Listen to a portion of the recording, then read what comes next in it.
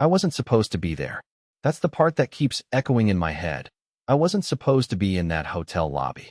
I wasn't supposed to take the early train back from the conference. I wasn't supposed to see what I saw. But I did. It was 3:14 p.m. I remember because the front desk clerk was arguing with a bellboy about something stupid. Towels, I think. I was walking past the restaurant, dragging my suitcase behind me, exhausted and honestly just needing to pee, when I saw her. Lena, my wife, in a red dress I'd never seen before, sitting at a table, laughing, with someone else. She had her back slightly turned, but I'd know that posture anywhere. One leg crossed neatly over the other, twirling her hair with the same 2 fingers she used when she was nervous. But she wasn't nervous. She looked radiant. Alive. He poured her champagne. She let him. She leaned in and said something that made him laugh. He reached for her hand across the table, and she didn't pull away. I stood behind a fake palm tree, like a loser, watching my wife on a date with another man, sipping champagne like she was in some dumb perfume commercial. I felt like I was in a different universe, like I was watching some actress play a role that just happened to look exactly like my wife. I didn't confront her. I didn't shout across the lobby or flip the table over or demand to know who he was. I turned around, walked out the front door, called a cab, sat in silence the whole ride home, feeling like I had been erased from my own life. When I got home, I cleaned the house like a maniac. I washed her coffee mug, folded the towels, put her favorite throw blanket on the couch, like she liked it, diagonal, one corner folded over. I even refilled the soap in the guest bathroom. Why? I don't know. Maybe I wanted the house to look perfect when I left it forever. I didn't leave a note. I didn't pack loudly. I just took what was mine. My passport. My backup hard drive. The cactus I bought last year that she said was too ugly to live in the kitchen. At 4:52 p.m., I was gone. She came home to an empty house. I didn't answer her calls. I didn't respond to her text that just said, "Did you take the cactus?" That's what she noticed. Not the missing suitcase. Not the missing clothes. Not the fact that I was gone. She asked about the cactus. And that, somehow, hurt more than anything else. 3 days passed before she realized I was gone for real. The first 24 hours, I imagine she thought I was being dramatic, off somewhere licking my wounds because she forgot to buy oat milk or didn't like the dinner I made. That's how little she thought of me by the end. She called once that night. No voicemail. Just one missed call. Then silence. Like she was giving me space. Like I was the one who broke something. On the 3rd day, she showed up at my sister's house. I was staying in the basement. My sister's the only person I trusted not to ask too many questions. When Lena knocked, I froze behind the laundry room door and listened to their voices through the vents. I heard Lena say, "He left, didn't he?" in the flattest voice imaginable. No panic. No guilt. Just inconvenience. Like her Uber canceled or someone took the last almond croissant. My sister didn't let her in. Said I wasn't there. Said she didn't know anything. Lena left without a fight. No crying. No begging. Nothing. I waited until it was dark before I snuck upstairs. I was still wearing the same hoodie from the day I left. The one she said made me look slouchy. I didn't care anymore. I hadn't even unpacked. I just kept replaying that moment in the hotel lobby over and over again. The champagne. The laugh. The touch. Over and over. Until I didn't even recognize my own memories anymore. That night, my sister handed me a jacket. Said Lena forgot it the last time they saw each other. "Do whatever you want with it," she said. I wasn't going to touch it, but then something told me to check the pockets. I don't even know why. I just did. Maybe I wanted closure. Maybe I wanted evidence. Maybe I wanted to suffer on purpose. Either way, I reached in and pulled out a crumpled piece of paper, and that's when my hands started shaking. It was a receipt. From the hotel. Room 804. Dated 2 weeks before I saw her there. I stared at it like it was a crime scene photo. My stomach twisted. 2 weeks? So it wasn't the first time? Of course it wasn't. I was such an idiot. I thought maybe, I had caught something new. Some single reckless night. But she'd been doing this before. Comfortably. Repeatedly. Behind my back while I made her lunch and folded her underwear and booked us couples therapy because I thought I was the problem. There was a name printed at the bottom of the receipt. Everett Mahler. Never heard of him. Never even seen the name before. But suddenly, he became the most important person in the world. The man who sat where I used to sit. The man who knew the curve of her shoulder better than I did now. The man who probably knew the new laugh she had. the one I hadn't heard in months. I didn't sleep that night. I Googled him. Every version of his name. Cross-checked social media. Searched through LinkedIn, Facebook, even old alumni pages. I found someone. An Everett Mahler. 39. Architect. Divorced. 2 kids. Lived 2 cities over. His Instagram was full of photos of buildings and sunsets and inspirational quotes. His most recent post was just a picture of wine glasses clinking. Captioned, "Second chances." I nearly crushed my phone in my hand. That was the moment I knew this wasn't just a fling. It was a story, a timeline, a choice. And she made it. While I was still wondering if I had overreacted, she had already moved on. Or maybe, she never really looked back at all. I wasn't proud of what I did next. But pride stopped matching somewhere between the hotel receipt and the half-glass of red wine I drank alone in my sister's dark kitchen at 1:27 a.m. I opened Lena's old iPad. She used to leave it lying around the house. I'd kept it in a drawer for months because I couldn't bring myself to throw it out. It still had her fingerprints saved. My hand hovered over the home button for a long time. Maybe 10 minutes, maybe 20, before I pressed it. It unlocked without hesitation. And just like that, her world opened up. Most of the apps were logged out. She wasn't careless. She was just used to me never checking. But she had forgotten one thing. Her photo gallery synced to the cloud. I didn't go looking for anything at first. I just stared at her pictures. Hundreds of them. Selfies, vacations, birthday parties, dogs she saw on the street. Lena documented everything. But there was a folder I didn't recognize. Buried inside another folder. Titled Drafts. At first glance, it looked harmless. Just filtered selfies, mostly. But the timestamps told a different story. Dozens of photos taken in hotel rooms. Some I recognized. Some I didn't. She always smiled in them. Not the smile she gave me, the pose smile. Like she was sending them to someone who needed convincing. And then there were the videos. I didn't open them. I couldn't. I backed out and opened Instagram instead. She had long since blocked me when I left. I guess it made her feel in control of the narrative. But the iPad was still logged in under her name. Her DMs were mostly wiped clean. Deleted. Empty. But comments told another story. There was a photo, a mirror selfie she posted 2 weeks before our anniversary.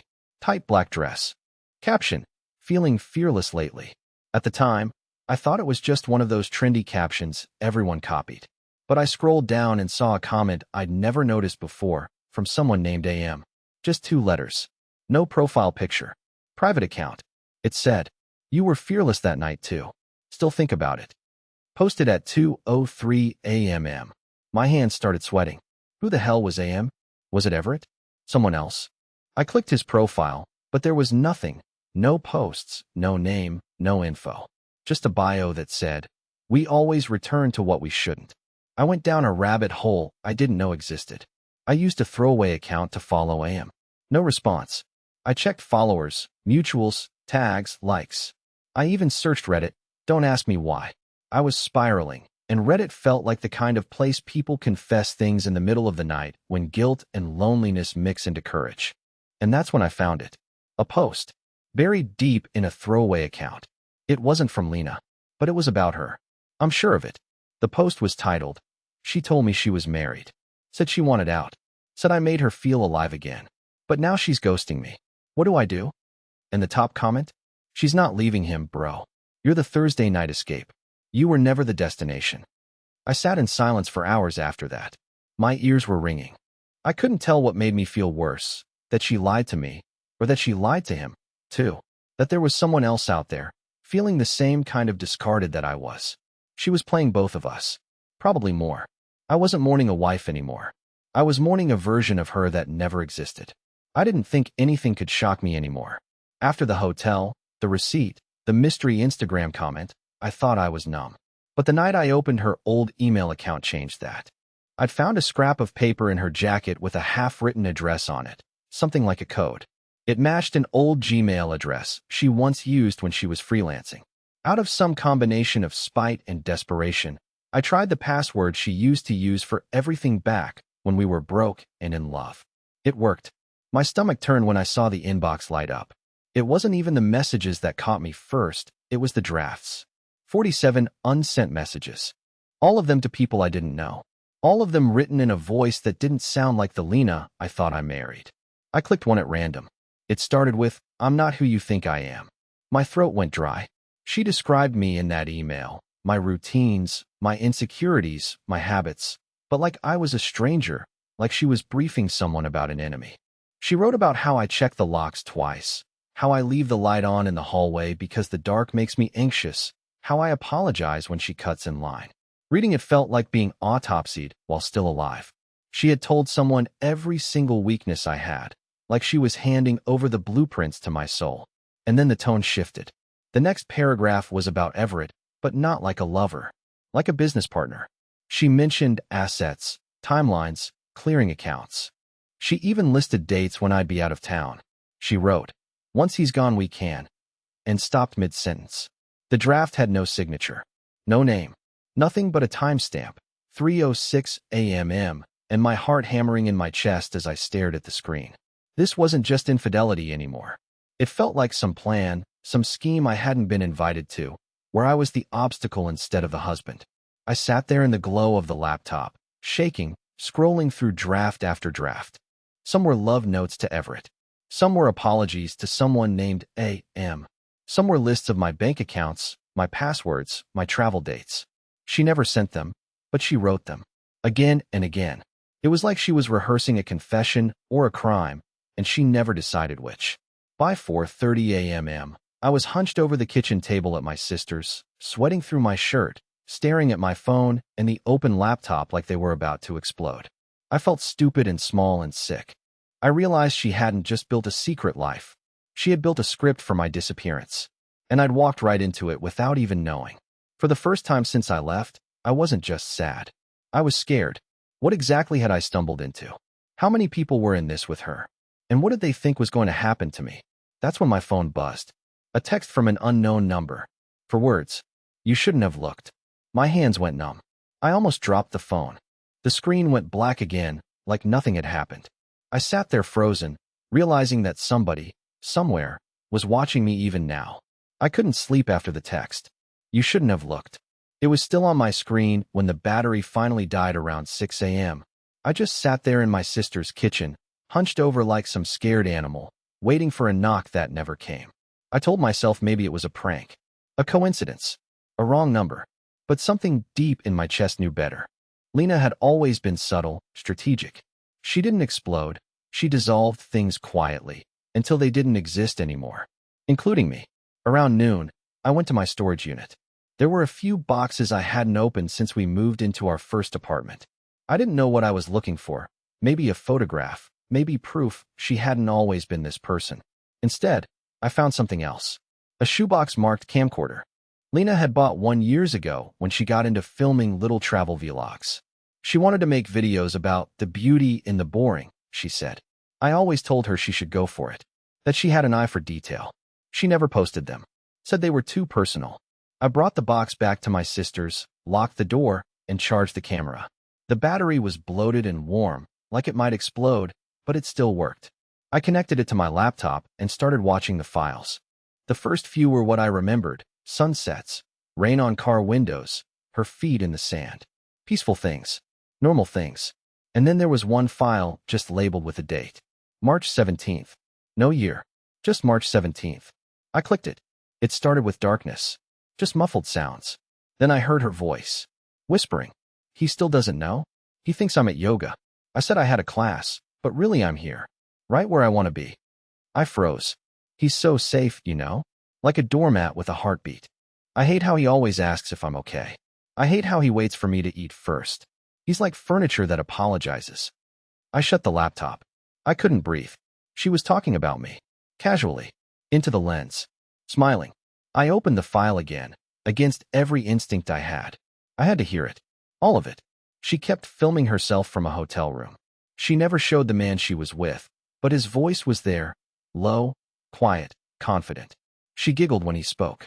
And then she turned the camera on the bed, on the champagne, on the same goddamn gray toothbrush I'd asked her about months ago.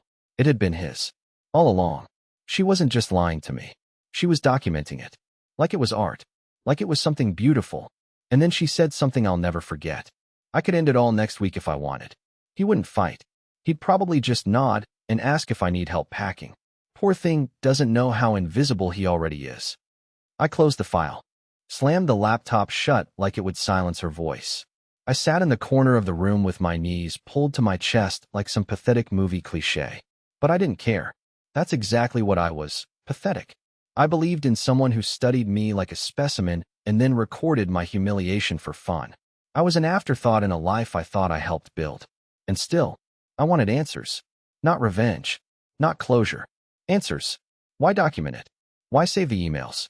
Why keep the footage? Was it all for him? For Everett? Or was there someone else she was trying to impress? That night, I charged the camcorder again. There were more files, more dates, more secrets. And in the next one, someone called her by a different name. The next file was labeled Vera_M. I almost skipped it, thinking it was corrupt or unrelated, but something about the underscore made me hesitate. Lena didn't label things that way. I opened it, expecting more of the same. Blurred hotel room footage, a quiet giggle, maybe another whispered insult at my expense. Instead, what I got was worse. It was a party. Loud music. Champagne. Faces I didn't recognize. The camera moved fast, like someone else was holding it, but I saw her, across the room, laughing, dancing, and definitely not calling herself Lena. Vera, over here. Someone shouted off camera. She turned, waved, and winked. I paused the video. Rewound. Listened again. Vera. She responded like it was her name. Not as a joke. Not like someone saying, haha, call me Beyoncé tonight. No. This was practiced. Familiar. And natural. She was Vera. In that room, with those people, she was someone else entirely. My chest felt hollow. I searched the rest of the files. More parties, more apartments I didn't recognize, more conversations where she was introduced as Vera Mendes. Not Lena M., not even a version of her real name. A complete alias. The voice she used was higher, flirty, almost unrecognizable. And yet, it was her.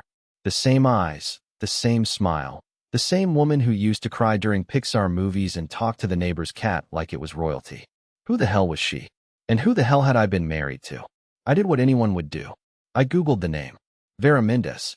Most were just noise, wedding planners, yoga instructors, random Facebook profiles.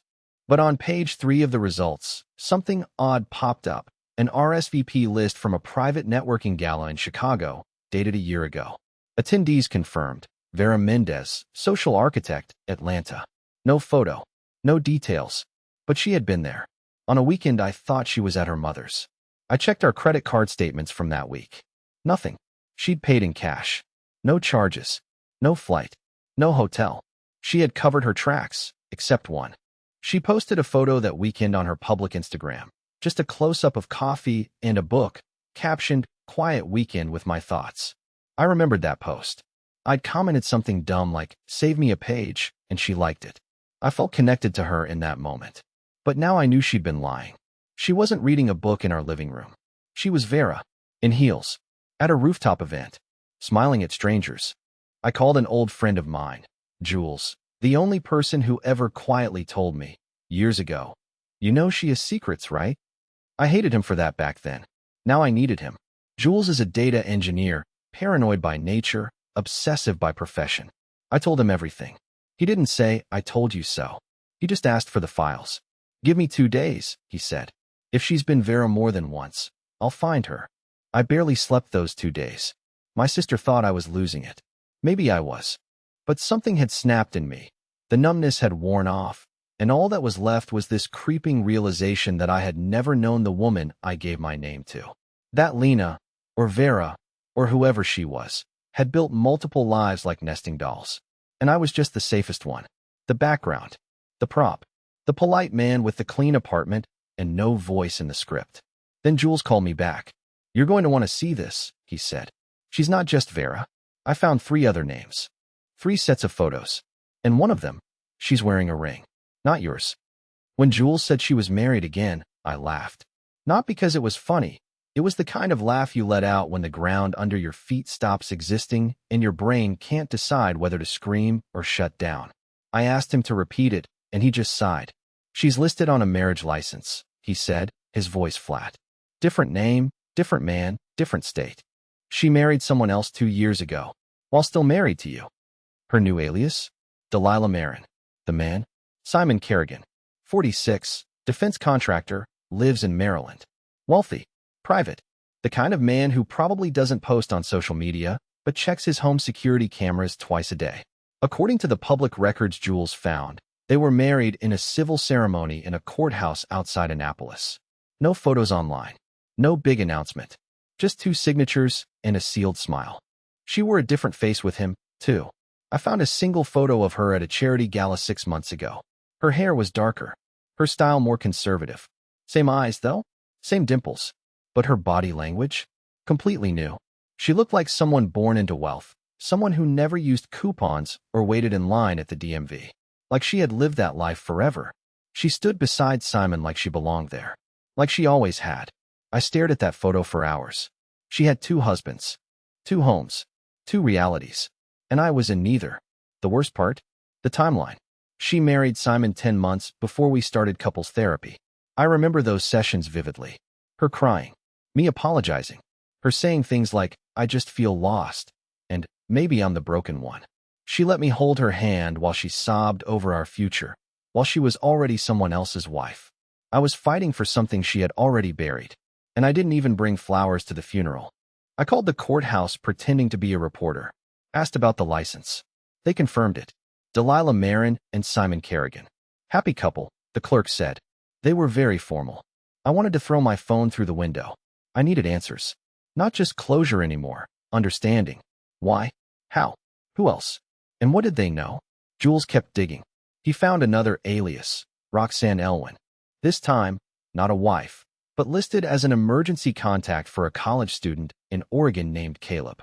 When we cross-referenced addresses, we found she had a lease there too. A small apartment under a shell company, paid for in cash. So that was 3 identities. Lena, my wife. Delilah, Simon's wife. Roxanne, someone's aunt. And Vera? That made 4. 4 faces. 4 lives. And I was still trying to make peace with the first one. I reached a point where I didn't know if I wanted to confront her or run away from everything she'd ever touched. But then Jules dropped one final bomb. He traced a phone number linked to one of the email drafts I had shown him. It led to a burner registered under a fake name, of course. But the billing address? It was a cabin. In Colorado. Rented 3 weeks ago. Paid up front. For 6 months. And listed under the name Vera Mendes. It was like she had blended every alias into one. Maybe she was done hiding. Maybe she was starting something new. Or maybe she knew I'd find her. I didn't tell Jules I was going. I didn't tell my sister either. I just packed a bag, rented a car under a fake name, and drove for 14 hours straight to the edge of a pine forest outside Durango, Colorado. The air got thinner the closer I got, and so did my grip on reality. I didn't know what I was expecting. A confrontation? A confession? A bullet? The cabin was exactly where Jules said it would be, tucked behind a narrow dirt path, nearly invisible from the road. Small, clean, with a red metal roof and one porch light that flickered like it hadn't been replaced in years. There was a truck out front. New. Black. Maryland plates. Her plates. I walked up slowly, heart pounding so loud I thought the trees would hear it. I knocked once. No answer. Knocked again. Still nothing. The door was unlocked. Inside, the air smelled like cedar and burnt coffee. Her coat was on a hook. Her boots by the door. Her laptop bag on the table. But she wasn't there. I stood in the center of the room, unsure if I was trespassing or dreaming. Then I saw it. An envelope. On the kitchen counter. My name written in small, careful handwriting. Matthew. I stared at it for a full minute before I opened it. My hands shook so badly, I nearly ripped the paper. I knew you'd find this place. I hoped you would. But I didn't want you to see me like this. Not with all the versions of me colliding in one body. Not when I barely know who I am anymore. I was never supposed to love you. You were my safe house. My quiet. My one place where I wasn't performing. But even that became a performance. And I'm sorry. Not just for what I did, but for what I took from you. I took years you can't get back, and trust that may never rebuild. I won't ask for forgiveness. I don't deserve it. But I left something for you. There was a key taped to the bottom of the note, with another address scribbled beneath it, an apartment in Santa Fe. I drove there the next morning. Inside the apartment was a box. No furniture, no clothes, just the box, sitting in the center of the room. Inside, everything. Photos. Our old journals. Her wedding ring. Our ring. A flash drive full of videos, labeled truth. A notebook with receipts. Timelines. Passwords. Real names. It was like she had been unraveling herself, piece by piece, trying to leave behind something coherent. Like she wanted to be seen, finally, without the masks. And at the very bottom of the box, under everything else, was a second letter. You are free now. You always were. I just never let you believe it. Don't spend the rest of your life in my shadow. Please, go build something better. You were always more than the man I lied to. You were the man I never deserved. I cried. Not the way I expected to. Not out of betrayal, or anger, or even relief. I cried because for the first time in years, I felt real again. Like a person, not a victim, not a footnote in someone else's lie. That night, I booked a small place on the edge of Santa Fe. Quiet. No internet. No neighbors. I turned off my phone and sat with myself. And for once, I didn't feel hollow. The truth hadn't destroyed me. It set me free.